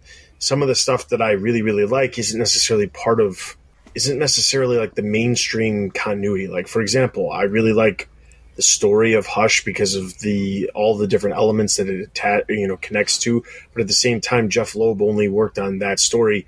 Dark Victory and Long Halloween, while really good, they're kind of like they obviously happen within continuity, or can happen within continuity, and depending on your interpretation, but they didn't release as part of continuity at the time. So it's one of those things where it's like, do you count that? The other part of it is, like, obviously Dixon has worked on a massive amount of Bat books over the years, and can honestly touch any Batman character, and I think that he can do a decent job with any of them. And I think there's plenty of writers who can do a decent job with just Bruce Wayne, but whenever you have them start working with other characters within the Bat family, they suddenly flounder and you don't know what the heck they're doing. So I think that, like, and this is a cop-out, and I admit it, but ultimately I don't think that there is one specific writer that I could say you have to pick this up. Some that I really, really enjoy. I do enjoy Jeff Loeb. I do enjoy Chuck Dixon. I do enjoy Paul Dini. He's probably one of the ones that has worked on main continuity stuff on more than once. More recently, that I really do like his stuff. I wish he would have another run on one of the books. Yeah, I guess that's where I'm at. I'm not going to really say one specific one, because I think that the problem is, like, it also depends on what you prefer. Like, I prefer a lot of the Bat family stuff. So that Bat family stuff isn't always relevant, or, isn't always important to somebody like Scott Snyder or Tom King. Like, sure, they have moments that involve the Bat family, but a lot of the stuff that they do is not part of the Bat family. So, or doesn't include the Bat family. And that's a knock on, my ratings or rankings for them, is because I like that stuff. That's the stuff I look forward to. I like to see multiple classic villains used in unique ways, and I like to see members of the Bat family appearing. And the thing is, like, while Tom King and Scott Snyder have used characters from the Bat family and obviously classic villains, I prefer way more work over theirs when it comes to that stuff. So I think I'm still too new of a reader to really, like, have pinned down who my Batman is. But yeah, I do like a lot of those classic stories that Jeff Loeb wrote, even though you were saying, they weren't considered continuity time. They kind of are now. I don't know. I like Batman as a detective. I do love his family, but anytime anyone writes a good detective story, I appreciate that. So whoever that would be. I'm kind of odd when I read Loeb. I love all the artists he gets paired with. I think he just works with really great artists and manages to set up stories for them that are really rich and full of event and incident and character. But I don't like his plotting at all, so he's never going to be in my top groups. My top writers are Frank Miller, even though I'm only counting year one. That's just so foundational for who Batman is for me. And then you have Dixon, just his work in the 90s really, when I think of Batman, it's really kind of Dixon's Batman. He's dark, he's super competent, but he's not too tormented. He's able to really get things done and have a reasonable relationship with most of his Bat family members. It's hard for me to make a judgment on which writers are really going to be foundational. I would say it's fair at this point to say Morrison's foundational, just because he's still read and influential. I mean, he basically told both Snyder and King, you got to kill Batman, and both of them are going to kill Batman. So Morrison's foundational, even if he's not my favorite run. It feels to me like Snyder sort of drew a bow on his run, and now he's just telling these Justice League stories plus Batman Who Laughs, which I still don't know how that's fitting into anything, but I guess we'll find out in 2 months. And of course, King and Tynan, I love both of their runs, but they're not foundational. They're both building on the foundations of other people, and we'll have to wait and see how that shakes out in 5 to 10 years. But yeah, for me, it's really kind of Miller and Dixon in that Denny O'Neil editorial era. And his last question was, finally, who would you like to take over after King? Well, that's an interesting thing. like I just said a little while ago, I wouldn't mind seeing Paul Dini come back and do an extended run. I'm not sure that it also obviously, I think a lot of it has to depend on which artist he gets to work or which artist would work with him too. I mean, like whenever I think of Paul Dini, I immediately think of Dustin Nguyen because that's what I remember from his time on Detective Comics and his time on Streets of Gotham, and even obviously the short story that he just did in Detective Comics number 1000. But that's not to say he couldn't work with other artists. It's just it would be interesting to see who they would get. I feel like Dustin Nguyen at this point in time is probably a little bit too skewed younger for a younger audience than what Detective or Batman is currently going for. I also don't think that they would go the route of Paul Dini after Tom King gets done. And to be fair, I can't think of a whole lot of writers right now because and I have to say this, to be fair, I don't know how many other I don't read a lot of other DC books that are outside of the Batman books. I can honestly tell you that out of the Bat books right now, Tynion, I would love to see do a run again, come back to a Bat book, but I don't think that's going to happen until he gets done telling whatever stories he wants to tell in Justice League, or until Scott Snyder stops using him to fill in issues of Justice League. No offense there. I mean, it's really obvious if you look at the solicits because Tynion's writing both of the July issues. Yeah, it's really bad. And I don't understand why it keeps happening. I mean, like, for the most part, like, I understand that Snyder is, he's got stuff going on, but he keeps talking about on Twitter how he's got a lot of creator-owned stuff coming, and they're bringing back American Vampire, and they're doing this. And I'm just like, but why is he on this other book that's happening twice per month if they keep having issues filled in by somebody else? And I don't understand that. But DC wants his name. That's the same thing that we always know when Snyder's on something. I know. And that's a discussion for another time because that could be a discussion all by itself. But anyway, so, I mean, I would love to see Dini. I would love to see Tynion. As far as like somebody else, it's going to be Bendis, man. That's where I was going. I was going to say, I mean, like the thing is like looking at all the other books out there that are publishing, Bendis is the only one that I could see taking over Batman, and it's staying, at the same sales levels that it's currently at, or even going up, which is obviously what DC would want, is it to go and sell higher. Bendis is the most likely one. I'm not saying that I think that Bendis is the best option, but I feel like as far as DC is concerned, they're probably looking at Bendis and saying, well, it's not going to happen for at least 2 more years, which means at that point he'll have been on the Superman books for 3 years. He'll have been able to tell whatever story he wants to tell, and then he can go into, doing Batman if he wants. And it probably worked out perfectly when he first approached DC, or DC first approached him about coming over and working for DC, because as we know from interviews with Dan DiDio, he had said that they had worked with, or, that they had offered him Batman and they expected him to take Batman, but he didn't want Batman right away. He wanted Superman. So the thing is, because he ended up taking Superman, it probably worked out best for DC with the idea of letting Tom King tell this 100-page or 100-issue story arc, because then Bendis could potentially take over the book. So, I mean, that's most likely what will happen, but I can't honestly say, while I would love Tynion or Dini to come onto the book, I feel like they're probably going to go in, a new direction that's going to be different. And Bendis, while not necessarily super different, could present some different aspects of the storytelling that we're not seeing.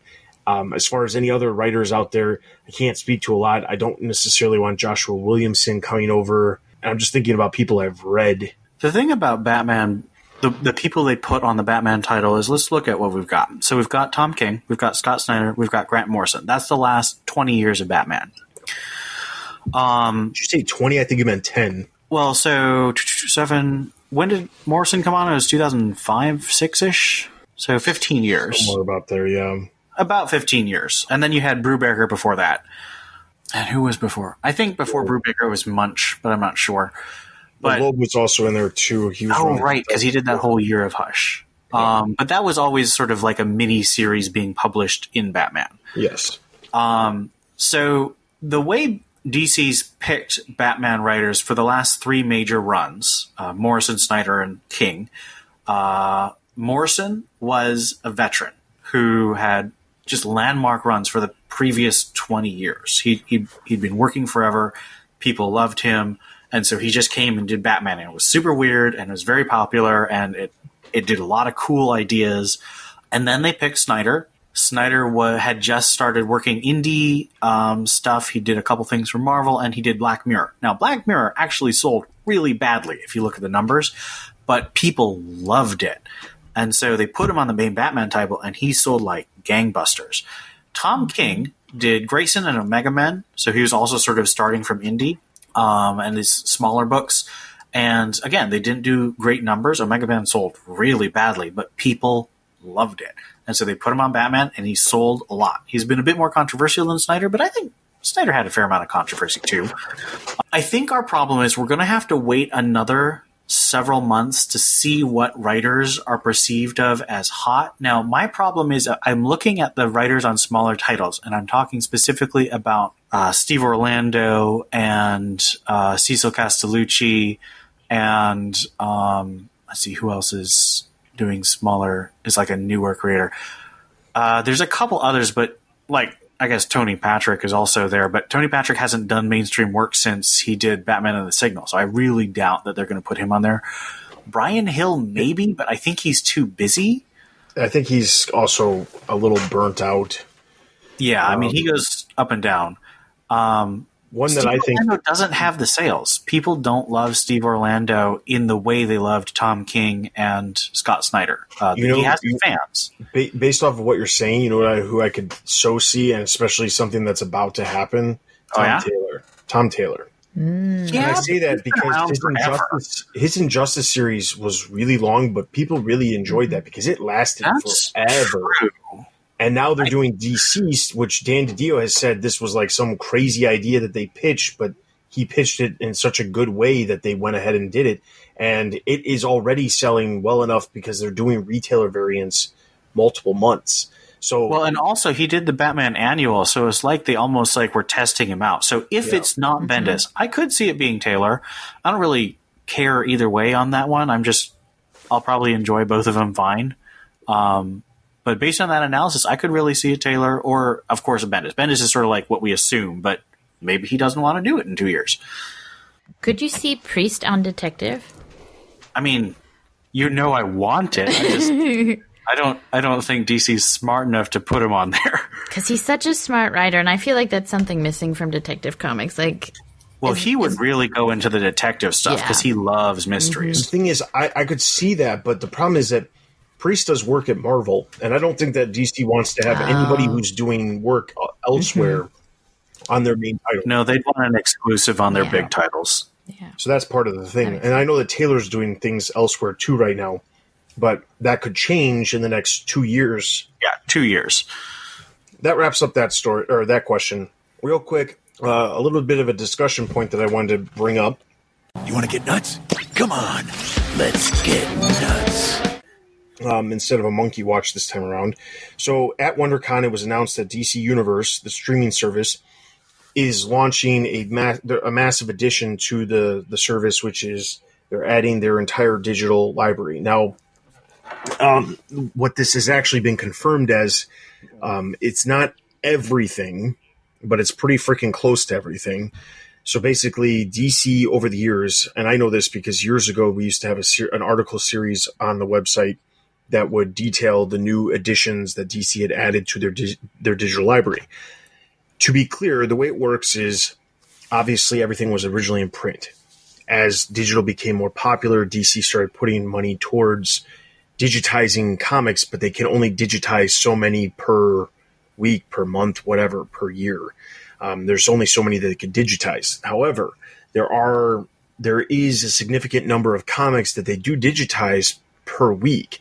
If you go onto Comixology, not on Wednesdays when normal comics release, but you go on there on Thursdays or Tuesdays, there's this like weird mix of new DC books that they say are new releases. Obviously, they've come out years and years and years and years in the past, But the reason they're new releases is because it's the first time they're available in digital format, because they've just been digitized. So DC has been doing this and adding comics for years now, because they started doing this, I want to say, right before the New 52. And for years, they have been adding, at any given time, I think it's like 20 to 30 comics per week, every single week. So the thing is, there's always new comics that are coming out. That being said, they have amassed over 20,000 comics as part of the digital library. Now, like I said, it's not everything, so they're not saying it's everything, because they still have to constantly keep digitizing things that haven't been digitized at this point. Obviously, a lot of the really popular stuff has already been digitized. I noticed that the week that Detective Comics number 1000 came out, there was a huge group of Detective Comics issues that had been digitized and released for the first time. But basically, DC has said that the entire digital library that they currently have will be made available through the DC Universe service. In addition to that, the other point, that the reason I'm bringing this up is because recently Disney announced that they are starting their own streaming. Well, they had announced way before that they were going to have their own streaming service, but they recently just announced like this slew of contents that they're going to be doing. Original series, original movies, and things like that are going to be coming to the service. They also announced when it will launch, which is later this year in November here in America, and then it's going to be priced at $6.99, which is actually cheaper than the DC Universe app. And what I wanted to talk to you guys about was, Steph, I'm unaware if you subscribe to the service or not, but I know that Ian does. But knowing that, and I know that we are all in some way Disney fans, knowing that Disney is coming out with a streaming service. And to be clear, while I know that DC Universe is more than just a streaming service, that's what it was originally marketed as, and then the comics were kind of like this extra thing that was there. Now it feels like the comics are the answer, because they don't have the ability to have a ton of original content. So by making the comics available, it gives an added bonus to keep people around, because they don't have the ability to have multiple original series launching all the time. They have to do it, one by one until they grow their subscriber count and have more funds, basically, to have more series. They had initially said that all of 2019 there will be their plan is to have a new original series, release an episode every single week. By 2020, they were hoping to do 2 per week. I don't know how much that's still going to happen, because at this point they've delayed Stargirl premiering until 2020. But all of that being said, I wanted to get your guys' point of view. So DC Universe is like $79.99 per year. Disney Plus is going to be $69.99 per year. You'll have the library of Disney, not the entire library, but a library of Disney movies, Pixar, Marvel, Star Wars, National Geographic. And you'll also get original series that for the first time will be available on the streaming service.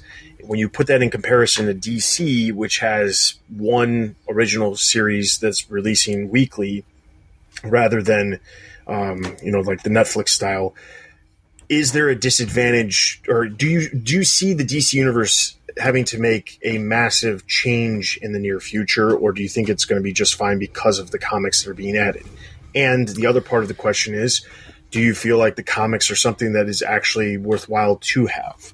I'm probably the worst person to ask this, because I think I don't have cable. I have 2 streaming services that I go to, and it's Funimation and Rooster Teeth. So, and I'm not a big Disney fan. I mean, now that they have Star Wars or Marvel, that is a bit more of a draw. But I just don't think I would watch enough Disney streaming service to even be interested in applying for that. Also, I have this fear that anything digital or streaming is just going to disappear one day once the zombie apocalypse comes. So I want everything in hard copy. So I actually own all my DVDs that I own digitally as well as like my comics. I like to have them physically in front of me. So with comics, it's a little different, because there may be something I'd want to read that the only other way I could get it is maybe a library. So I would be more inclined to stick with the DC universe, because, reading comic books is not something that you can legally, get easy access to. Whereas Disney movies is, you could borrow them from a friend, or, go to Redbox or whatever. And so there are ways to get movies or rent them on any streaming service. You can rent those movies for money. So I think the comics for me would be enough for DC to get me, because if I just wanted to do some research or read some stories that I may not know if I want to buy necessarily, but I could just read them on a service, then that would be good for me. I think DC. I'm actually really intrigued by the fact that DC launched this service when it did, because it is really countercultural. It's really almost trying to copy a TV channel with having this one episode a week approach. But the way they're doing Titans, I've only watched a couple episodes of Doom Patrol, so I don't know for sure. But the way they did Titans, that felt like a show that wanted you to watch it at least in chunks of 2 or 3 episodes. It didn't feel like an episode a week type thing. So I've been on various online forums and found a couple employees of DC Universe, and they said DC did not expect people to be as excited about their comics on the service. And that's why they added them, because people were really excited. They were getting a lot of social media activity, a lot of reading of the comics. And so they're like, well, let's do it. We have the ability. I will be very interested to see how that works.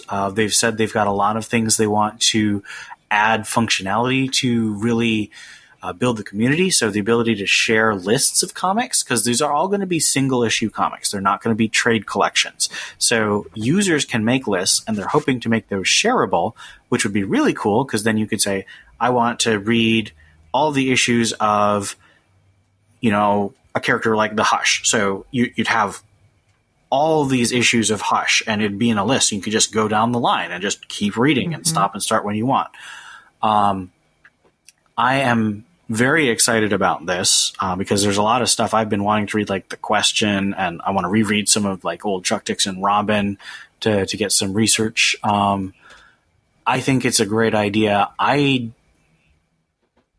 not sure whether it's going to be long-term enough to sustain and grow the platform, because digital comics is still limited by the number of tablet users.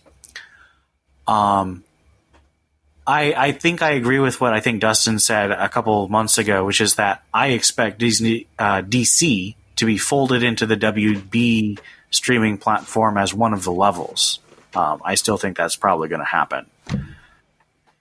So my take on this is I think it's going to go 2 ways, and I think that ultimately this Disney thing is going to prompt a lot of changes within the industry of the direction of streaming and things like that, because Disney has the ability and the resources to undercut the price. Months before they even announced what the price was going to be or when they were going to launch, the CEO of Disney was saying that he expected it to be cheaper than Netflix, and he wasn't kidding, because it's going to be $6.99 per month for 4K streaming, which is minimum of, I think, like $12.99 over at Netflix for 4K or Ultra HD or whatever they call it. But the thing is, I think that it's putting some things in perspective. Warner has announced, that they're planning on doing their streaming service, but because they are not Disney, they're not going to be as upfront about everything right away. And I honestly don't, even though they said that they were planning on releasing it in late 2019, I don't honestly see that happening. I think it's probably going to wait till 2020, because the biggest thing with Warner Brothers is Warner Brothers has always been a powerhouse when it comes to a production company for content. When it comes to TV shows, a lot of the most popular TV shows over the past couple decades have been Warner Brothers. Warner Brothers is the company behind them. And then Warner Brothers makes a lot of television shows for other channels like CBS or NBC or Fox or whatever. They make a lot of shows for other channels because they don't have, their own channel. They used to have, they have a stake in CW, but they share that with CBS actually. So the thing is, the whole point of me saying this is I think that ultimately Warner is going to have an issue, because a lot of the shows that they have that they've created, they have a lot of those shows tied up with other deals. All of the CW shows are tied up with deals with Netflix. Friends, which is one of the most popular series, is tied up on Netflix right now. A lot of the shows that are going to be really big shows that are going to potentially make it worth it to have the Warner service they're going to be tied up for the foreseeable, for the immediate future, I should say. So because they're tied up, they have to have other things. So in order for them to make it successful, they have to figure out a way to compete with Disney. They have plenty of movies. They have, their movie library is just as big as Disney, if not bigger, actually. I mean, the only questionable part of it is because Fox just got absorbed by Disney. They might have a bigger library now, but Warner Brothers has a pretty extensive movie library and a pretty extensive back library of content when it comes to all of the acquisitions that they've made over the years. But the thing that I'm interested in is I feel like DC Universe is going to, by the end of the year, when they eventually announce whatever is going to happen with the Warner Media service, I honestly think that DC Universe is going to split, and there's going to be two tiers essentially of what you can have. And I think that there's going to be like a $3 or $4 tier, which is basically you just get access to the media aspects, meaning like the television shows and the original content. And that will be directly related to the Warner, because that'll be an add-on thing for like $3 or $4, probably. I would say $3 because that's what I expected to go, because there's not a ton of original content, but at the same time, $4 seems more likely. But $4 to add on to it, to the Warner Media, and then you get the other stuff. I honestly see the other part of the service, which is the fan side, like Ian was talking about, and the comics, to actually be the second tier, which is more of like a premium tier, and that price to actually go up. So instead of it being $7.99 per month, I feel like it's going to go up to maybe $10. And I think their explanation behind that is, well, Marvel Unlimited exists and costs $10 per month and offers this massive library of comics. We're offering you a massive library of comics, but we're also offering you the original content and the media, which Marvel doesn't offer you. So that's where I think this is going, because the thing is, like, I'm looking at it from this perspective. Quite honestly, I don't use the comics on DC Universe. And the only few times I've ever gone into any of the other aspects of the DC Universe app outside of, just watching new episodes of Titans, I've watched a couple episodes of Doom Patrol. I've actually held off on watching Young Justice until the second half of the season releases. I don't find it to be really cost effective. Ultimately, I subscribe to the service because I want to see, the new stuff. But like the added addition of the comics, that's not something that I'm super interested in. I've got a massive collection of comics that I've amassed over years and years and years. I was about to say, you're like your own DC Universe with your collection already. So, and that's the thing. Like, so that's ultimately what it comes down to, is like the comics. Sure, would it be nice to be able to read a bunch of comics that I have not read? Sure, but I don't have the time to do that. So I barely have enough time to sit down and watch television episodes when they release. So I mean, the thing is, like, that's not something that appeals to me. And I think the problem is that, like, the comics, while it's a great addition and I applaud them for doing it, and them, saying that they're trying to be more geared towards the fan interaction, and they're really pleased with the fact that there's a lot of fans posting on the community forums and things like that. Great. But that's not why I subscribe to the service. Subscribe to the service for the original content, and the stream of original content that's coming out is such a slow rate that I think that it's going to end up dropping a lot of people off, and that's a concern for them. So I feel like it's going to go into, branch in two different directions. It'll be an add-on service that you can add where you can just get that original content, and then there'll be this other aspect which will include all of the comics, which will be a huge thing for the people who actually want it. And while it sucks for the people who actually want that stuff, they'll have to pay a couple dollars more. It makes more sense for the people who aren't utilizing it to not just completely drop the service, but be able to spend just a little bit less money. And I think that things are going to change, because a lot of people who subscribe for a year at the time, their year is up in, this fall. And I think that things are going to be announced before, I think, the fall. So that's my prediction at this point. The other thing that could happen is that Disney could add Marvel Unlimited to their Streaming Plus service. I thought about that, but I don't see that happening. And I say that because of a few inside things, talking with people who I know who work with Marvel and Disney stuff. And I think that Marvel Comics by itself, while Disney loves Marvel Entertainment, I think Marvel Comics is kind of like they just let it do what it does, and they don't really. It's not something that they don't look at comics as this thing of this is a huge profit market that we need to tap into. Because if you've watched just the stuff that Disney owns and how it's been farmed out to a variety of different companies over the past couple of years, they don't care. They used to have their own. Disney used to have their own comic publishing branch before Marvel. They no longer have it now. All these other independent companies they license the stuff out to because it's more profitable for them to license it out than it is for them to actually produce the stuff themselves and sell it themselves. So I don't think that they're as concerned about that. I also think that they are looking at this as trying to compete with Netflix, and Netflix is all about the media. It's not about the let's read some stuff on an app. So I honestly don't see that happening. I could be wrong. Guess we'll have to wait and see. Yeah. All right. So that is this episode of the Batman Universe Comic Podcast. As I said earlier, I'd love to hear your guys' responses on whether or not you enjoyed the new way we did Greater Gotham. Also, if you have any other comments or discussion points you'd like us to talk about in the next episode, be sure to leave your comments wherever you're listening to this podcast, whether it's on Twitter, Facebook, YouTube, on the site, on our Discord, which if you haven't joined, I strongly suggest you do. I greatly encourage you to leave your comments because I make sure to, and then obviously if you're leaving them on Facebook or YouTube or Twitter, you just be sure to tag us wherever you're leaving the comments, and then we will be sure to actually leave those comments or port those comics over comments. We will be sure to port those comments over to the episode so that we cover them on the next episode. With that being said, I want to encourage you to head over to the site to check out all the latest news related to movies, TV, merchandise, video games, and of course the comics.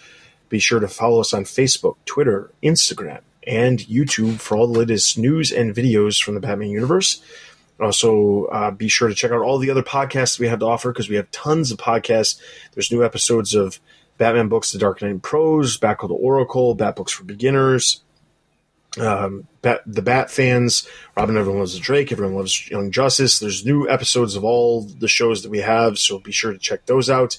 And like I said earlier, if you're looking for even more content, consider supporting us on Patreon, and you'll open up a huge group of other content that we have as well. So with that being said, thank you very much for listening.